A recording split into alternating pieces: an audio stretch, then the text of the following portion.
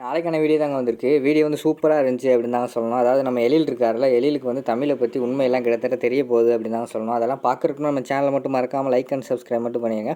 First சீனில் வந்து அந்த குழந்தைங்கள்லாம் ஓடி பிடிச்சி விளாண்டுக்கிட்டு இருக்காங்களா, அதில் தான் ஸ்டார்ட் ஆகுது. ஓடி பிடிச்சி விளாண்டுக்கிட்டு இருக்கும்போது நம்ம அஞ்சலி மட்டும் நம்ம தமிழோட ரூம் கதவையே பார்த்துக்கிட்டு இருக்காங்க. என்ன கதவு வந்து பூட்டியே கிடக்கு, சாப்பிடவும் வரல, உடம்பு வேறு சரியில்லைன்னு சொன்னாங்க, என்ன பண்ணுறது அப்படிங்கிற மாதிரி சொல்லிட்டு சரி போய் நம்மளே கேட்டுருவோம் அப்படின்னு சொல்லிட்டு கதவை தட்டுறாங்க நம்ம அஞ்சலி பாப்பா. உடனே தமிழ் வந்து கதவை திறக்காங்க. என்னாச்சு அப்படிங்கிற மாதிரி கேட்டவுடனேயும் இல்லை உடம்பு சரியில்லை அப்படிங்கிற மாதிரி சொல்கிறாங்க நம்ம தமிழ். உடனே வந்து மாத்திரை போட்டையா, மாத்திரை போடு அப்படிங்கிற மாதிரி வந்து நம்ம அஞ்சலி சொல்கிறாங்க. மாத்திரை போடுறேன் அப்படிங்கிற மாதிரி சொல்லிவிட்டு சரி நீ ரெஸ்ட் எடு அப்படின்னு சொல்லிட்டு அஞ்சலி வந்து அந்த இடத்த விட்டு போயிடுறாங்க. அதுக்கடுத்து திருப்பி கொஞ்சம் நேரம் கழிச்சு வந்து கதவை தட்டிக்கிட்டே இருக்காங்க. தட்டிக்கிட்டே இருக்கும்போது வந்து உள்ள தமிழ் வந்து அழுதுகிட்டே இருக்காங்க. அஞ்சலி நாளைக்கு பேசுவோம், நீ வெளியில் போ, என்னால் இப்போ உடம்பு முடியல அப்படிங்கிற மாதிரி சொல்கிறாங்க. ஒரு நிமிஷம் கதவை தர அப்படிங்கிற மாதிரி அஞ்சலி சொல்கிறாங்க. அதுக்கு வந்து தமிழ் வந்து சொல்கிறாங்க, இல்லை வேணாம், நம்ம நாளையே பேசுவோன்னு சொல்கிறேன்ல, நீ இந்த இடத்த விட்டு கிளம்பு அப்படிங்கிற மாதிரி சொல்கிறாங்க. இருந்தாலும் கதவை தட்டிக்கிட்டே இருக்காங்க நம்ம அஞ்சலி. சரின்னு சொல்லிட்டு கண்ணெல்லாம் தொலைச்சிட்டு மனசு கேட்காம அந்த போய் வந்து கதவை திறக்காங்க. கதவை திறந்து பார்த்தா நம்ம அஞ்சலி வந்து கையில் வந்து சாப்பாடு தட்டோடு நின்றுட்டு இருக்காங்க. 2 இட்லி ஒரு சாம்பார் வச்சு கொண்டு வந்திருக்காங்க. உடம்பு வந்து சரியில்லைன்னு சொன்னேன்ல, நீ சாப்பிடாமல் இருக்கக்கூடாது, இந்தா சாப்பிடு அப்படிங்கிற மாதிரி வந்து அஞ்சலி சொல்கிறாங்க. நம்ம தமிழுக்கு வந்து கண்ணீர் வந்துடுது அஞ்சலியோட பாசத்தை பார்த்து. உடனே அங்கிட்டு போய் தமிழ் உட்காந்து சோஃபாவில் உட்காந்து அழுகுறாங்க. அஞ்சலி வந்து சாப்பாடை கொண்டு போய் 2 இட்லி எல்லாம் ஊட்டி விட்றாங்க அவங்களுக்கு. ஊட்டி விட்டோடனே அவங்க வேண்டாம் அப்படிங்கிற மாதிரி சொல்கிறாங்க. இல்லை சாப்பிடு, சாப்பிட்டா தான் நீ தெம்பாக இருக்க முடியும், தெம்பாக இருந்தால் தானே என் கூட வந்து விளாட முடியும், சாப்பிடு அப்படிங்கிற மாதிரி சொல்கிறாங்க. சரின்னு சொல்லிட்டு சாப்பாடெல்லாம் கொஞ்சம் நேரத்தில் ஊட்டி விட்றாங்க. சாப்பிட்டு முடிச்சுட்டு அஞ்சலி வந்து தமிழ் வந்து கட் பண்ணிக்கிறாங்க. கட் பண்ணிவிட்டு சரி நீ தூங்கு, நான் என்னோடய ரூமில் போய் தூங்குறேன் அப்படின்னு சொல்லிட்டு அஞ்சலி சொல்கிறாங்க. உடனே தமிழ் வந்து சொல்கிறாங்க, அஞ்சலி என் கூட வந்து தூங்குறியா, எனக்கு தூக்கம் வர மாட்டேங்குது, உன்னை கட்டி பிடிச்சிட்டே நான் வந்து தூங்கிக்கிறேன் அப்படிங்கிற மாதிரி சொல்கிறாங்க. சரின்னு சொல்லிவிட்டு அஞ்சலி பாப்பா வந்துடுறாங்க. 2 பேர் வந்து கட்டி பிடிச்சிட்டு தூங்கிட்டு இருக்காங்க. அடுத்த சீனில் வந்து வேலு வந்து போய் அந்த டிரான்ஸ்போர்ட் கம்பெனியில் போய் அங்கே விசாரிக்காங்க. யோ உங்கள் வண்டியில் போன அட்ரஸ் கூட தெரியாதாயா அப்படிங்கிற மாதிரி கேட்டுக்கிட்டு இருக்காங்க. சார் அன்றைக்கே உங்கள் ஆளுங்க வந்து விசாரிச்சாங்களே, எங்களுக்கு தெரியல சார் அப்படிங்கிற மாதிரி சொல்கிறாங்க. இப்போ ஒழுங்காக உண்மையை சொல்ல போறியா, இல்லைன்னா உங்கள் மேலே பொய் கேஸ் போட்டு கம்பெனி இழுத்து மூடவா அப்படிங்கிற மாதிரி சொல்கிறாங்க. சார் இருங்க சார், நான் அந்த டேட்டை பார்த்து எடுத்தாரேன், 2 மாதம் ஆச்சு, எப்படி எடுக்கவும் தெரில அப்படின்னு சொல்லிட்டு இது பரட்டி எடுக்காங்க. சார் 2 பேரில் வந்து போயிருக்காங்க சார், ஒன்று வந்து சுடர்விழி, இன்னொன்று வந்து தமிழரசி அப்படிங்கிற மாதிரி சொல்கிறாங்க.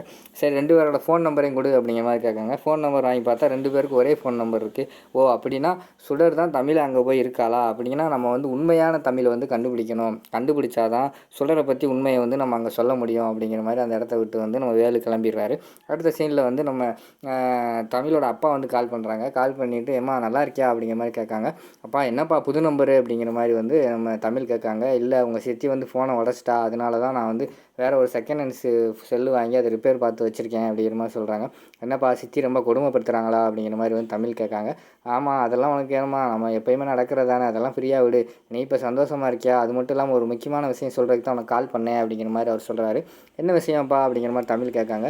உனக்கு வந்து பாஸ்போர்ட் வெரிஃபிகேஷனுக்கு வந்து வந்தாங்கம்மா, அதை வந்து உங்கள் சித்தி பார்த்துட்டா, நீ வந்து இல்லை இந்த வீட்டிலே கிடையாது அப்படின்னு சொல்லி திருப்பி அனுப்பிச்சிட்டா அப்படிங்கிற மாதிரி சொன்னேன்.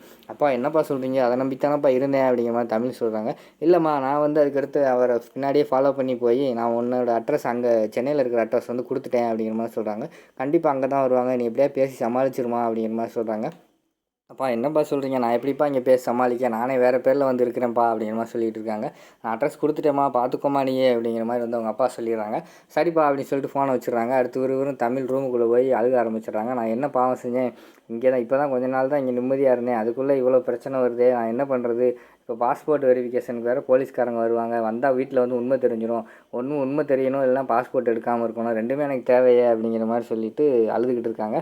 சரி உண்மை தெரிஞ்சால் தெரியட்டும், ஆனால் நம்ம உண்மையை வந்து நம்மளே வந்து எழில் சார்கிட்ட போய் முன்னாடி சொல்லிடுவோம். ஏன்னா எழில் சார் வந்து ஆல்ரெடி நம்மளை பற்றி வந்து நல்ல அபிப்பிராயம் வச்சுருக்காரு, நான் வந்து பொய் சொல்ல மாட்டேன் அப்படின்னு அன்றைக்கே சொன்னார், உண்மை அவங்களுக்கா தெரிஞ்சுன்னா ரொம்ப கஷ்டப்படுவார், நம்மளே போய் உண்மையை சொல்லிடுவோம் அப்படின்னு சொல்லிட்டு ஒரு ஆட்டோ பிடிச்சி ஹாஸ்பிட்டலில் போகிறாங்க. ஹாஸ்பிட்டலில் போயிட்டு ஐயோ எழில் சார் வேறு எப்போயுமே கோபத்திலே இருப்பார், இப்போ வந்து எப்படி எந்த மைண்ட் செட்டில் இருக்காருன்னு எனக்கு தெரியலை, கடவுளே எப்படியாவது வந்து நல்ல மைண்ட் செட்டில் தான் இருக்கணும், நான் கண்டிப்பாக அப்போ தான் நான் சொல்கிறத வந்து ஏற்றுக்குருவார் அப்படிங்கிற மாதிரி சொல்லிட்டு வேண்டிக்கிட்டே போகிறாங்க. ரூமுக்குள்ளே பார்த்தா ஆல்ரெடி வந்து நம்ம எழில் சார் வந்து பயங்கரமான கோபத்தில் இருக்கார். அங்கே வேலை பார்க்குற ஒருத்தவரை வந்து நீ வேலைக்கு வர வேண்டாம், ஒன்றும் வேண்டாம் போய் அப்படிங்கிற மாதிரி சொல்லிக்கிட்டு இருக்கிற மாதிரி காட்டுறாங்க. அந்த நேரத்தில் வந்து தமிழ் வந்து கதவை திறந்து பார்க்காங்க. திறந்து பார்த்தோன்னே எல்லாருமே கூட்டமாக நிற்கிறதோடனே தமிழுக்கு வந்து தெரிஞ்சிருது, சரி எழில் சார் வந்து கோபமாக இருக்கார், என்ன பண்ண அப்படின்னு சொல்லிட்டு சரின்னு சொல்லிட்டு வா தமிழ் அப்படின்னு சொல்லிட்டு உள்ளே கூப்பிட்றாரு. உள்ளே போய் நிற்காங்க. எனக்குள்ளே பார்த்தா நம்ம எழில் வந்து வஞ்சிக்கிட்டு இருக்காரு. நீ பண்ண ஃப்ராடுத்தனத்துக்கு உனக்கு வேலையே கிடையாது, வீட்டுக்கு போ அப்படிங்கிற மாதிரி சொல்கிறாங்க.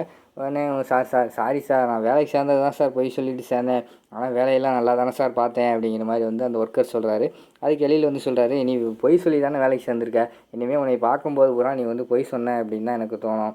அதனால் வந்து நீ வேலையை விட்டு போயிடு, உனக்கு 3 மாத சம்பளமோ 6 மாத சம்பளமோ நான் வந்து போட்டு கொடுத்துட்றேன், நீ தயவு செய்து வேலையை விட்டு போயிடு, அதை வச்சு நீ குடும்பத்தை பார்த்துக்கிட்டு வேறு வேலையை தேடு அப்படிங்கிற மாதிரி சொல்கிறாங்க. உடனே சாரி சார் அப்படின்னு சொல்கிறாங்க. உடனே தமிழும் வந்து சார் அவர் பாவம் சார், என்ன சூழ்நிலையோ பொய் சொல்லிட்டாரு அப்படிங்கிற மாதிரி சொல்கிறாங்க.